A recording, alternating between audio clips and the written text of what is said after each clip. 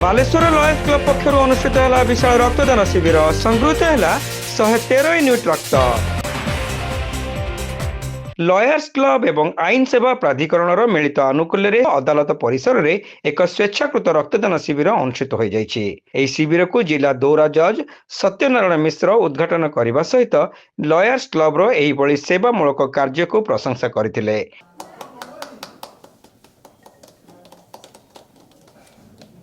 କ୍ଲବର ସଭାପତି ହରିକୃଷ୍ଣ ଦାସ ଏଥିରେ ପୌରୋହିତ୍ୟ କରିବା ସହିତ ଏହିଭଳି ରକ୍ତଦାନ ଶିବିର ଆୟୋଜନର ଆଭିମୁଖ୍ୟ ସମ୍ପର୍କରେ ଆଲୋକପାତ କରିଥିଲେ। ରକ୍ତଦାନ ମହାପୁଣ୍ୟ। କେବଳ ଓକିଲାତି କରିବା ଆମର ପେଶା ହେଇଥିଲେ ମଧ୍ୟ ଆମେ ସମାଜ ସେବା କରିବା ପାଇଁ ଆଗକୁ ଆସିଛୁ ଏବଂ ରକ୍ତଦାନ କରିଲେ ରକ୍ତଦାନ ଦେଲେ ଲୋକଙ୍କର ଜୀବନ ବଞ୍ଚିବ। ଓକିଲମାନେ ସେହି ଦିଗରେ ସଚେତନ ଅଛନ୍ତି।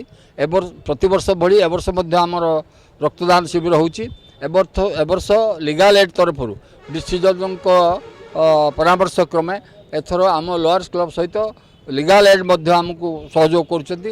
ଆମେ ଏଥର ରକ୍ତଦାନ ଶିବିର ଯେଉଁ କରୁଛୁ ଲୋକଙ୍କ ଭଲ ପାଇଁ କରୁଛୁ ଏବଂ କେବଳ ରକ୍ତଦାନ ଶିବିର ନୁହେଁ, ଏହା ବ୍ୟତୀତ ଆମେ ସମାଜ ସେବା ମଧ୍ୟ କରୁଛୁ ଏବଂ ସାଂସ୍କୃତିକ ଅନୁଷ୍ଠାନ ସାଂସ୍କୃତିକ କାର୍ଯ୍ୟ ମଧ୍ୟ ହେଉଛି।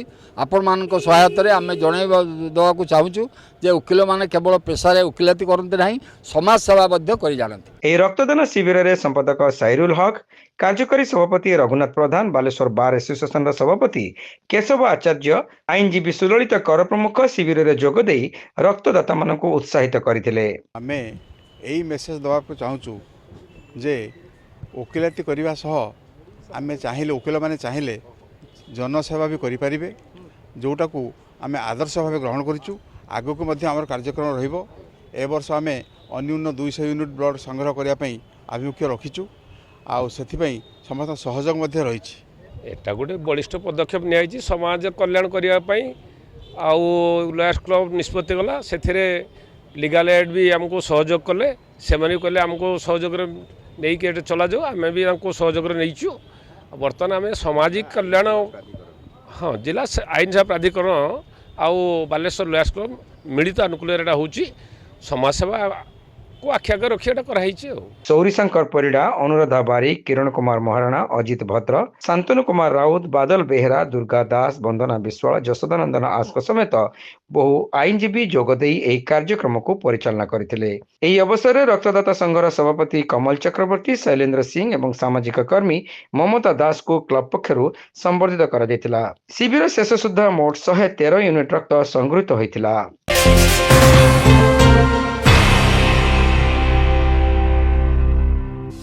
Saint John college of nursing and paramedicals रे एडमिशन चली। बैचलर ऑफ फिजियोथेरापी बा बीपीडी कोर्स पई जोगाजोग करंतु।